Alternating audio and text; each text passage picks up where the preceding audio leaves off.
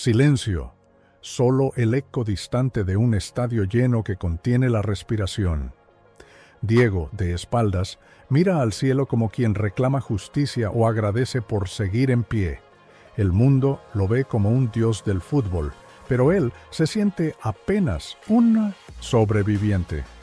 Ustedes no saben lo que tuve que hacer para llegar hasta acá, piensa, mientras acomoda la pelota con la precisión de quien sostiene su destino en las manos. No es una final más. Es la continuación de una promesa que hizo cuando aún jugaba descalzo en calles de barro. Cada paso que dio lo alejó del hambre, pero lo acercó al abismo de la gloria. Y ahora está ahí, en el centro del universo, con el corazón latiendo como un tambor de guerra. Esta historia no comienza con ovaciones ni trofeos. Comienza en el barro, en la carencia, en los silencios de una casa humilde donde los sueños tenían que gritar para ser escuchados. Vamos a desandar el camino de un niño que se negó a aceptar el destino que otros le habían escrito, que no solo desafió las leyes del fútbol, sino también las del dolor, el abandono y la fragilidad humana. Maradona no fue un jugador, fue un grito de vida. Y esta es su historia, contada desde la herida. Villa Fiorito no era un barrio, era una batalla diaria. Calles sin pavimento, casas hechas de chapa y cartón, aguas servidas cruzando la vereda como si fueran ríos indeseados. Allí, en ese rincón olvidado del sur del Gran Buenos Aires, nació Diego Armando Maradona. En una casa pequeña donde el techo goteaba con cada lluvia y el silencio solo era interrumpido por la radio y los sueños. La familia Maradona era numerosa, unida por el amor y el hambre. Doña Tota, su madre, era la ternura hecha fuerza. Se sacaba la comida de la boca para dársela a sus hijos. Cosía sus medias rotas, los abrazaba como si pudiera protegerlos del mundo con los brazos. Don Diego, su padre, salía al alba con las manos vacías y volvía con callos, sudor y la esperanza intacta. En ese hogar sin lujos, la pelota era un milagro, un objeto sagrado hecho a veces de trapos, a veces de goma gastada, pero siempre cargado de significado. Diego no jugaba, escapaba. Cuando tocaba la pelota, el barrio se desdibujaba, el ruido del estómago vacío se apagaba, el dolor de la pobreza se hacía leve. Jugaba en el barro, entre autos viejos y paredes descascaradas, con una sonrisa que no sabía de límites. Su talento era tan natural como el viento, tan inesperado como la lluvia. Pero más allá del talento, lo que tenía era una necesidad feroz de soñar. Cada gambeta era una forma de decir, yo también merezco otra vida. En ese paisaje de carencias, Diego encontró su refugio. Y Villa Fiorito, que para muchos era solo miseria, se convirtió en el punto de partida de una leyenda que cambiaría para siempre la historia del fútbol. Y la de millones que, como él, aprendieron a pelear con los pies, pero también con el alma. Había algo distinto en ese niño de piernas flacas y ojos gigantes. No corría como los demás, flotaba, no pateaba como todos, acariciaba. La pelota, cuando tocaba sus pies, parecía obedecer órdenes secretas, como si existiera un lenguaje que solo él y ella entendieran. En los pasillos polvorientos del barrio, Diego empezó a ser conocido como el pibe que la rompe. Pero no era solo un apodo, era una profecía. A los 8 años, su tío Cirilo lo llevó a una prueba con los Cebollitas, el equipo infantil del Argentinos Juniors. Diego llegó con una camiseta prestada, nervioso, pero con una determinación que no cabía en su pequeño cuerpo. Cuando tocó la pelota, el silencio se hizo ley. Los entrenadores se miraban sin hablar. Estaban presenciando algo sagrado. Setpak, el técnico Francisco Cornejo, lo tomó bajo su ala, como quien cuida una llama frágil en medio de una tormenta. En su barrio, sus amigos ya sabían que Diego era distinto, pero con el tiempo, esa diferencia empezó a generar distancia. Algunos lo admiraban, otros lo envidiaban. El niño que antes era parte de todos, ahora era el elegido. Y con ese título vinieron las dudas. ¿Por qué él? ¿Por qué tan rápido? cómo manejar un don que parecía demasiado grande para sus hombros. Diego no lo sabía, pero cada vez que entraba a la cancha, cargaba no solo su sueño, sino los de toda su familia. Jugaba como si cada partido fuera la única oportunidad de cambiar su destino. Y lo era, porque para él, el fútbol no era solo un juego, era un puente, una promesa, una puerta de salida, una conversación íntima con algo más alto, más puro, más real que la pobreza que lo rodeaba. Fue ahí, entre poteros improvisados y canchas prestadas, que Diego entendió su destino. No se lo explicaron. Lo sintió en el pecho cada vez que la pelota le susurraba que el mundo, quizás, tenía reservado algo más para él. La noticia llegó como un trueno en la cocina modesta de los Maradona. Diego, con solo 15 años, había sido convocado para debutar en Primera División. La familia entera se quedó en silencio por un momento. Doña Tota lo miró con los ojos brillosos mientras ponía la mesa. Don Diego se apoyó en la pared como si le costara sostener el peso de ese instante. Esa noche, nadie en la casa pudo dormir. El niño que jugaba en los baldíos de Fiorito estaba por enfrentarse al mundo real. Era octubre de 1976. En el banco de Argentinos Juniors, Diego esperaba con la camiseta que parecía haber sido hecha para alguien más grande. Sus piernas temblaban, pero sus ojos ardían con una mezcla de miedo y fuego. Cuando el técnico lo llamó, cruzó la línea blanca del campo como quien cruza un umbral sagrado. En su primer toque hizo un caño. No fue un gesto de arrogancia, fue una declaración silenciosa. Estaba allí para quedarse. Ese día algo cambió para siempre. La infancia quedó atrás. Empezaba una carrera que no conocía pausas ni indulgencias. Con cada partido, la exigencia aumentaba. Llegaron los primeros contratos, los primeros flashes, las primeras personas que lo miraban sin verlo. Cuando firmó con Boca Juniors, sintió una emoción que solo los elegidos conocen. Estaba cumpliendo un sueño de barrio. Pero en su interior, una voz le decía que también estaba empezando a perderse en un mundo que no siempre perdona. Luego vino Europa, con Barcelona como destino. Un idioma distinto, una cultura ajena, un entorno que aplaudía con una mano y exigía con la otra. Allí aprendió que el fútbol profesional no era solo talento, también era negocio, presión, sacrificio. Las cámaras no se apagaban nunca. La gente ya no lo saludaba, lo señalaba. Maradona empezaba a ser un símbolo, pero Diego todavía era un chico con miedo de no volver a casa.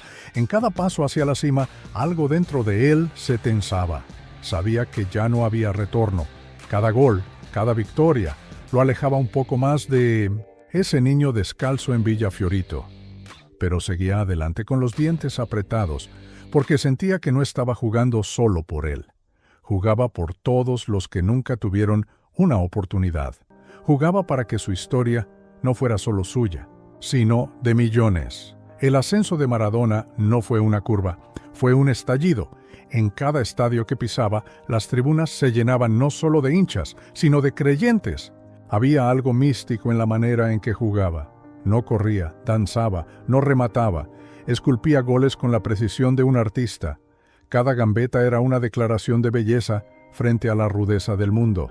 En Boca Juniors encendió una pasión dormida. El estadio temblaba cuando tocaba la pelota. Cada gol era un latido colectivo, una celebración de la esperanza. Y si su fútbol te hizo vibrar, haz tu parte también. Deja tu like, suscríbete al canal y sigamos construyendo juntos esta pasión por las historias que nos inspiran. Pero fue en Nápoles donde su leyenda tomó fuego. Llegó a una ciudad abandonada por la élite, despreciada por el norte italiano, sumida en la pobreza y la marginalidad. El sur lo adoptó como propio antes de que tocara el balón. Diego entendió enseguida. Nápoles era Villa Fiorito con mar, y su misión no era solo ganar, era dignificar. En su debut hizo temblar el San Paolo. La gente lo miraba como a un salvador, y él, por primera vez, se sintió en casa. Ganó títulos que parecían imposibles. Rompió la lógica de un fútbol dominado por los ricos. Hizo que el sur de Italia se levantara con la frente en alto. Lo adoraban con la devoción de un santo pagano. Su rostro aparecía en altares, murales, banderas. No era solo el mejor jugador del mundo, era el símbolo de que los de abajo también podían vencer. Las calles napolitanas coreaban su nombre como si fuera un himno. Los niños imitaban sus jugadas con lágrimas en los ojos, pero el brillo de la fama traía sombra. Con cada logro, la presión crecía. Diego sentía que ya no podía fallar. No por él, sino por los millones que habían depositado sus sueños en sus pies.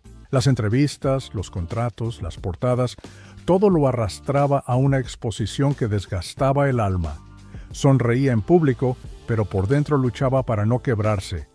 Había tocado el cielo, pero no sabía si podría quedarse allí sin arder aún así. Seguía regalando momentos inmortales. Cada pase, cada gol, era un acto de amor a su pueblo. Porque para Maradona, la gloria no valía si no era compartida. Y el mundo entero, por un instante, creyó que la magia existía de verdad. Desde Beckwith afuera, todo parecía perfecto. Títulos, fama, millones de personas que lo veneraban como un dios del fútbol. Pero por dentro, Diego se sentía cada vez más solo. Había cambiado los potreros por palacios, pero la soledad seguía ahí, sentada a su mesa, mirándolo en silencio. La presión no venía solo de los rivales o de los medios. Venía de la responsabilidad de no fallar jamás. Lo habían puesto en un pedestal del que no podía bajar sin que lo destrozaran. En Nápoles, cada paso fuera de la cancha era seguido por una cámara. No podía caminar sin escolta, no podía respirar sin que lo juzgaran. En la noche buscaba refugio en lo que encontraba: fiestas, excesos, promesas vacías. Empezó a rodearse de personas que lo admiraban por lo que representaba, no por lo que era. Y él, que seguía siendo aquel chico sensible de Fiorito, se fue encerrando en sí mismo. Las drogas no llegaron por placer, sino por desesperación, por la necesidad de apagar la mente, de silenciar el ruido, de dormir sin pesadillas. Las críticas lo golpeaban como cuchillos, lo llamaban irresponsable, arrogante, problemático, pero pocos se preguntaban qué dolía detrás de sus errores. Luchaba con la presión de ser perfecto en un cuerpo que se cansaba y en un alma que se rompía a pedazos. Las lesiones comenzaron a acumularse. Su físico, exigido al límite desde la infancia, pedía descanso. Pero no había pausa posible cuando el mundo entero esperaba milagros cada domingo. La FIFA lo criticaba, los periodistas lo desgarraban en titulares crueles, y Diego respondía con furia, con rabia, con palabras nacidas de una herida vieja, la de no sentirse suficiente. A veces lloraba solo, en habitaciones de hotel donde el silencio era insoportable. Nunca dejó de amar el fútbol, pero empezó a temerle a la exposición. Quería jugar sin ser visto, quería volver a ser el niño que solo corría detrás de una pelota sin deberle nada a nadie. Pero ya era tarde. El mito lo había devorado. Maradona era gigante, pero Diego seguía siendo frágil. Y en esa contradicción, cada día era una guerra silenciosa que nadie más escuchaba. México, 1986. Bajo el sol inclemente del Estadio Azteca, Diego pisó el césped como un guerrero que carga algo más que una camiseta. Era la Copa del Mundo, pero para él era mucho más. Era una revancha silenciosa contra los que dudaron, contra los que lo usaron, contra un sistema que tantas veces había aplastado a los suyos. En cada partido, Maradona no jugaba, incendiaba el campo. Cada toque suyo parecía dictar una nueva ley del fútbol. En cuartos de final frente a Inglaterra, el planeta entero fue testigo de un momento que dividió la historia.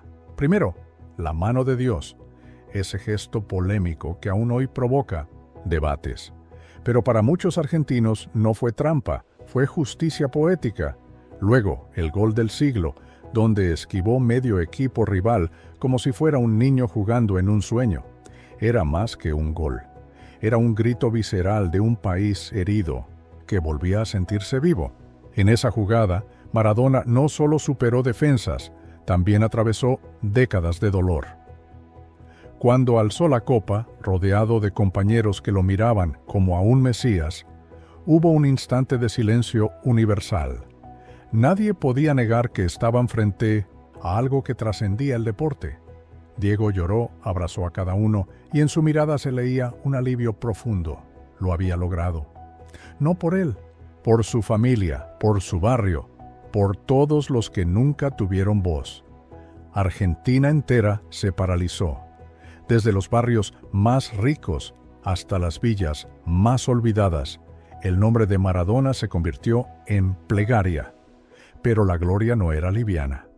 Por dentro sabía lo que había costado llegar ahí. Las noches sin dormir, los dolores en el cuerpo, las traiciones, las heridas que no se curaban con medallas. Cada victoria traía consigo el eco de lo perdido, los amigos que quedaron en el camino, la infancia lejana, la paz que ya no conocía.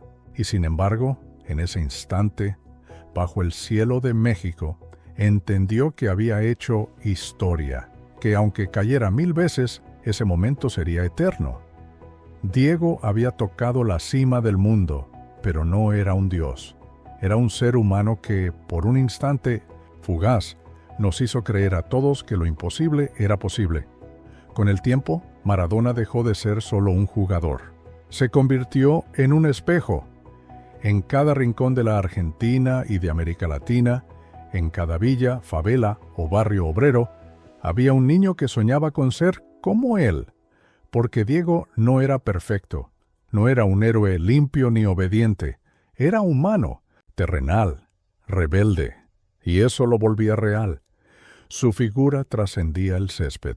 Era la imagen viva de la resistencia, del orgullo de clase, del triunfo de los que nacen sin nada y aún así logran todo. En Nápoles siguió siendo venerado como un dios popular, pero su figura fue creciendo aún más allá. En Sudamérica, su nombre se pronunciaba con respeto, con cariño, con una especie de gratitud colectiva, porque Maradona, sin proponérselo, representaba a millones que luchaban cada día contra la injusticia, la desigualdad, el olvido. Su historia era la prueba de que los de abajo podían mirar a los ojos a los poderosos. Empezaron a aparecer murales, canciones, tatuajes. Cada gol suyo era recordado como una revolución en miniatura. Cada palabra que decía, aunque polémica, llevaba la rabia y la verdad de los que nunca tuvieron micrófono. Los políticos lo temían, los niños lo idolatraban. Era el único capaz de unir multitudes que no compartían ideología, religión ni equipo. Porque en el fondo, todos veían en él a un sobreviviente, a alguien que no pidió ser ejemplo, pero terminó siéndolo Maradona. No usaba máscaras, lloraba en público, se enojaba, pedía perdón, volvía a equivocarse. Su vida entera fue una exhibición de humanidad cruda. Por eso, más allá del fútbol, tocaba fibras profundas. Mostraba que se podía ser grande sin dejar de ser uno mismo, que no hacía falta ser perfecto para inspirar, que el barro podía convivir con la gloria. Y así, sin pretenderlo, Diego se convirtió en símbolo, en leyenda, en un pedazo de historia tatuado en el corazón de quienes vieron en él no solo al mejor de todos los tiempos, sino al más humano de todos los ídolos. Llega un momento en la vida de todo ídolo en que la ovación se apaga. El eco de los estadios ya no retumba igual. El cuerpo, alguna vez invencible, empieza a pedir tregua, y el alma, que siempre fue campo de batalla, clama por descanso. Para Diego, dejar el fútbol fue como perder el único idioma en el que sabía gritar sus verdades. No hubo una retirada gloriosa, sino una cadena de intentos, recaídas, silencios, despedidas improvisadas. Era como si no supiera cómo decir adiós sin romperse. El final se volvió una serie de despedidas parciales. Clubes que lo expulsaban por sus excesos, internaciones que revelaban un cuerpo cansado, prensa que dejaba de idolatrar para empezar a devorar. Y él, siempre con el pecho desnudo, mostraba sus cicatrices como quien ya no teme el juicio. La soledad, que antes era una visitante, se volvió compañera fija. El ídolo que había hecho temblar al mundo, ahora caminaba lento, buscando un lugar donde ser solo Diego.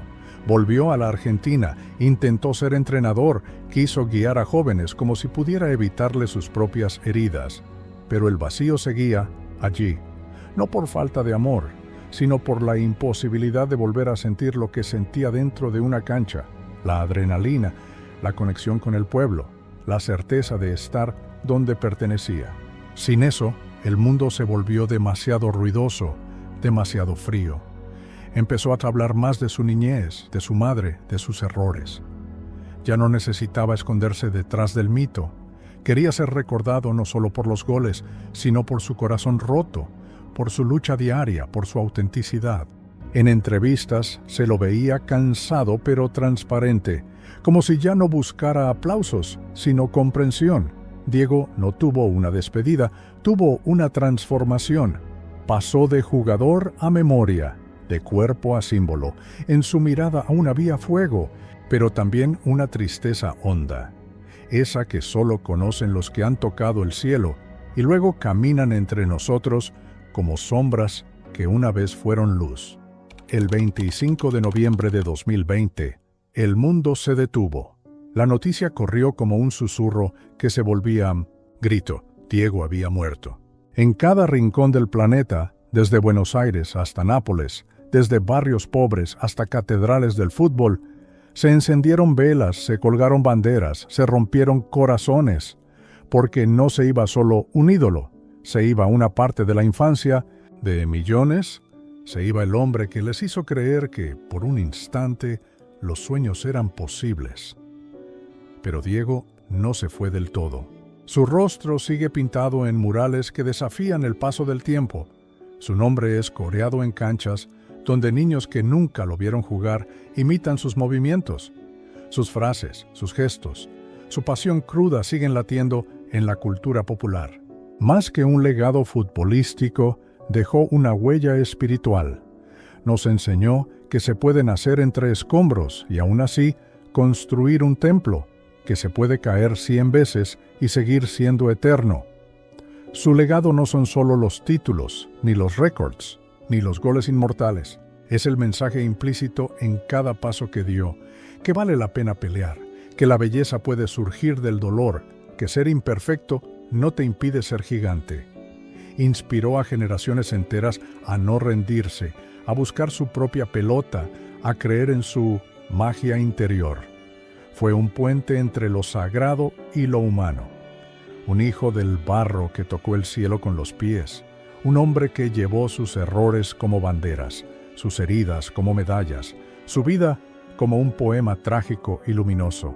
Maradona fue una historia viva, una llama encendida que aún arde, en quienes alguna vez soñaron con ser más grandes que sus circunstancias. Hoy, cuando la pelota rueda y alguien grita ¡gol!, cuando un niño levanta la vista y dice «yo quiero ser como Diego», su legado continúa, no como una estatua fría, sino como una emoción encendida, porque Maradona no pertenece al pasado, vive en cada alma que se atreve a soñar lo imposible. La historia de Maradona no es solo fútbol, es una lección de vida. Nos recuerda que no importa de dónde vengas, sino cuánta pasión pongas en cada paso, que se puede nacer en el barro y aún así tocar el cielo con el alma herida. Si esta historia te emocionó, dale like al video, suscríbete al canal y cuéntanos en los comentarios qué otro jugador quieres ver aquí. Esta comunidad es para los que sueñan, luchan y nunca se rinden, porque cada historia que contamos es también un poco la tuya.